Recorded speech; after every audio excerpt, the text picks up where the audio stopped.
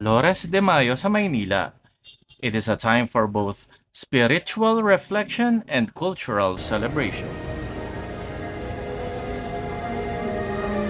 Salamat Maria, iyong pag-iisay sa bawat hapis, luwalhati at tuwalabing. Salamat sa pag-ibig at sa bawat dalangin. Salamat sa Diyos sa mga pagdamay mo.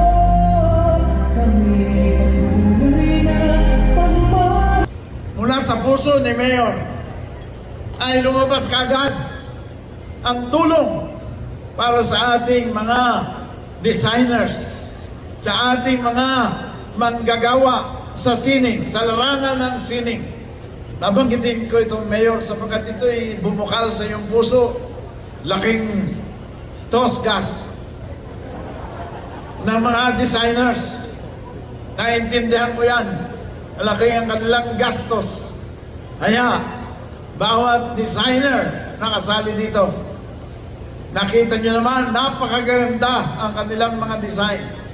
Pati ako na hindi gaano nakakaintindi ng pagdidesign, ay ako'y namangha, Mayor. Palakpakan natin si Mayor, nagbigay ng 50,000 pesos per designer na lumahok dito sa Flores de Mayo 2026. Yung ating magagaling na designer. Nakatataro sa mga kayo ng ilong. Here, in the kilometer zero. Here, in the capital of the country. Here, in the window of opportunity. Kaya maraming salamat sa maraming nabutas ninyong daliri. Nakakasulsi. Nakita ko yung iba kanina, yung mga beats, kung paano nyo hinimay, tinusok-tusok. For sure, nagkanda-tusok-tusok din ang mga daliri ninyo. Pero, yan ay bagay namin pinahalagahan dito sa lungsod ng Manila.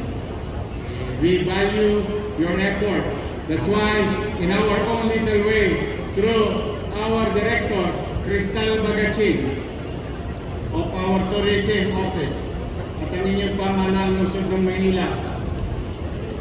In 2027, pag ginusto nyo pa, nandyan lang sa Kodli ang lungsod ng Manila, handang sumuporta sa inyo.